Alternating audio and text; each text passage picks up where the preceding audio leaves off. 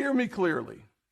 America is not a racist country. We need to address, well, first of all, no, I don't think America is a racist country. Tired of people telling us that we're pulling the black card or that it's always a black or white issue. If we were white women, I guarantee the situation wouldn't have happened the way it did. The woman is black, the man involved in the incident white. And even though he now faces the most serious charges, he was allowed to go home after the fight. The woman is black, the man involved in the incident. And let's go from the beginning. The woman who was arrested was told by a Party City employee to park out front here while her friends loaded her car with her birthday balloons. Now, while she was idling, a man came up upset that she was blocking this ramp because his wife shopping inside uses a walker. Charlene Gibson went from buying balloons to the back of a police car. Charlene Gibson went from buying balloons to the back of a police car. Charlene Gibson went from buying balloons to the back of a police car. That's when he grabbed me by my jacket. That's this jacket. Gibson says the man hit her and she hit back. But when police arrived, they cuffed Gibson and charged her friends with disorderly conduct. He hit her first. There's 3 women and a witness telling you guys. So are you arresting him? He's getting a ticket. A ticket? A ticket, but she's getting arrested? Since the man's over 70, they charged Gibson with a felony, 3rd-degree assault of an at-risk adult, and took her to jail. The man was only ticketed with 3rd-degree assault, a misdemeanor. Your mom's on the phone right now. She's going to call somebody. It's going to be okay. Your mom's on the phone right now. She's going to call somebody. It's going to be okay. Your mom's on the phone right now.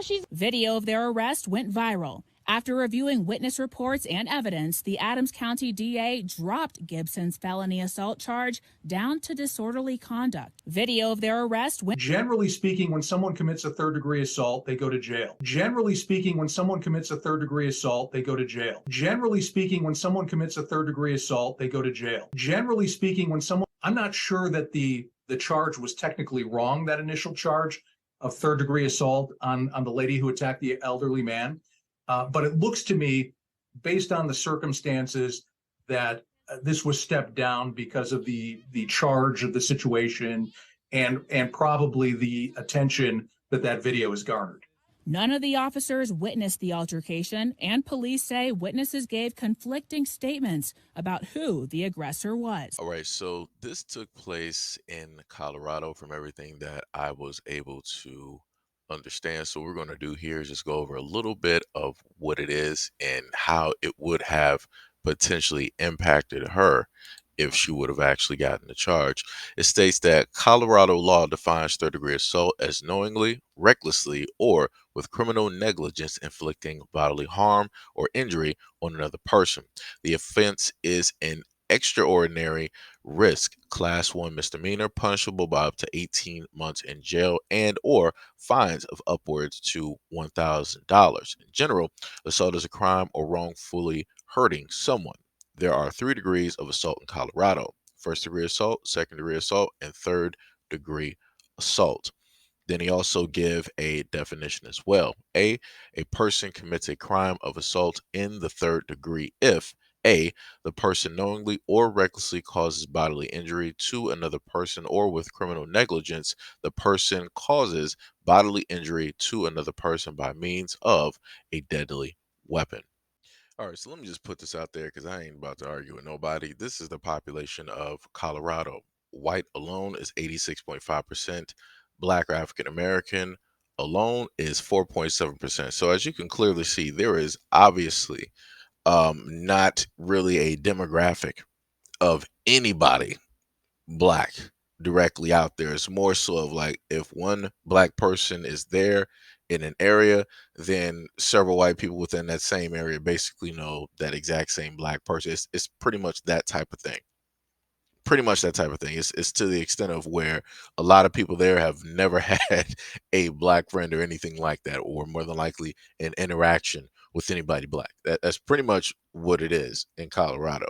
Now, the thing I'm going to just say ahead of time is that for the women out there, at any moment in time, if an incident for the black women, at any moment in time that an incident like this is taking place, just stay in the car.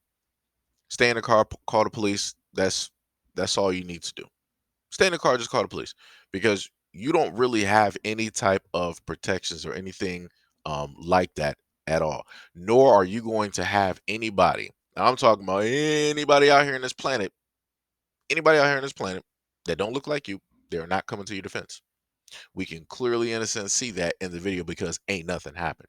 Nobody came through. There was not a man of another ethnicity that came through and defended this black woman to make sure that she wasn't going to be the one going to jail. No dude from another ethnicity was coming there in a cape to roll up to the scene to make sure that she was not going to get harmed. And again, when she got out of her car, to more than likely tell the guy, hey, I don't know why you're recording my car or taking, pictures of my plates. Stop doing that, yada, yada, yada. You heard what happened. He immediately decided that he was going to hem her up, grabbed her by, her jacket. And then that's when she decided to swing on him, and rightfully so, because she was being assaulted. She did not assault him first. He assaulted her first, right? But at the end of the day, to make sure that things like this don't take place, black women just stay in the car. Just happen to drive off, come back around, call a family member or something, or call the police. Those three options are very great because you don't have to worry about at all at any moment in time putting yourself in harm's way. Now, I can 1000% tell you beyond a shadow of a doubt that this had everything to do with race, right? They stated that the witnesses gave conflicting stories, which means that you had people there that saw what took place, everything that took place, and they were standing up for the black woman, both of the black women, because they both ended up getting arrested. And then on the other hand, you have witnesses that were there and they were standing up for the elderly couple against the black woman. So that should automatically tell you exactly what time it is. Then number two, you had umpteen cops show up to the scene for two black women. Anybody seen anything, with this picture that we've always consistently seen, where magically if something happens and it involves one or two black people and somebody else, they'll send 20 cops to the scene? That's pretty much what took place because the cops wasn't doing nothing. If you actually look at the original video, the cops were just sitting there talking.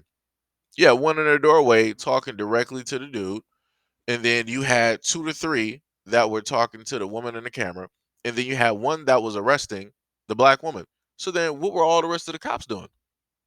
Nothing. They were just sitting there chilling on taxpayer time, like, which is what they do all the time whenever one thing happens in like a boring place. They're like, oh, we're all just going to sit up there and and go directly down there and chat it up on the clock because we're doing our job and they can't say that we're responding.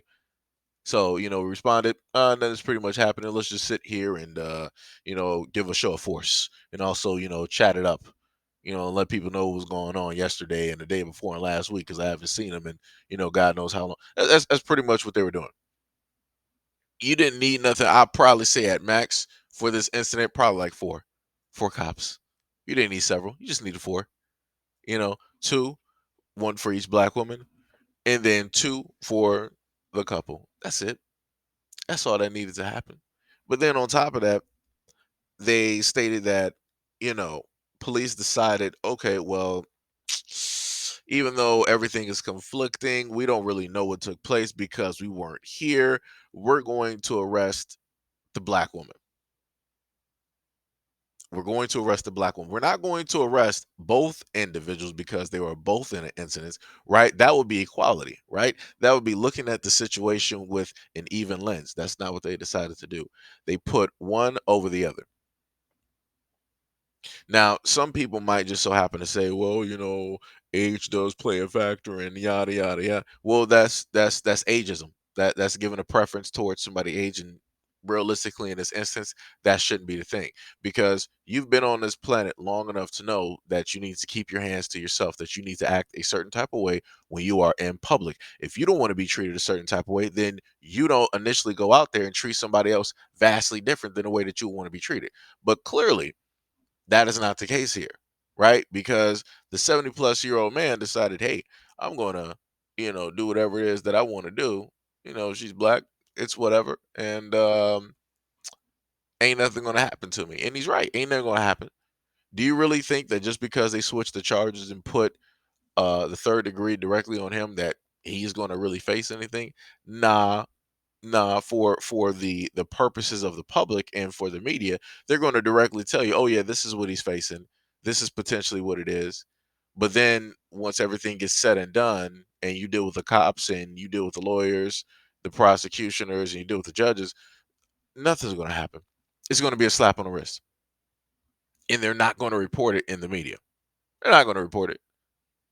So, like I said before, this is why you got to take a lot of these things with a grain of salt, unless you are, 1000% following a lot of these things that are taking place. The charges don't even matter because they can decide to change these on a whim at any given moment in time. The dude and his wife can show up to court and the waterworks can start, and then the judge and the prosecutor, oh, they remind me of my parents, this, that, I know an elderly couple, just like them, maybe they were frustrated, and, I know how it is, they'll start doing a lot of those things because they will see themselves directly within them. They'll see somebody that they know directly in them. They will see their own family directly in them. You know who they don't see when they look at somebody? When they look at those black women, they're not going to see their family. They're not going to see friends, relatives, neighbors, coworkers. They're not going to see any of that. They're going to see you, a black woman who decided to put hands on a elderly person, irregardless on if the elderly person put hands directly on you first. So, as she stated at the one clip of the one part of the video, she was like, hey, if we were white women, I guarantee you that this would not have played out the same. And they are both correct. They are 1000% correct because they know exactly what it is. Just like that old man know exactly what it is. He knew what time it was. He was like, oh, it's y'all. I can do whatever I want to do. This is my town. This is my city. Ain't nothing going to happen to me, but you, it's a different story. And that was proven.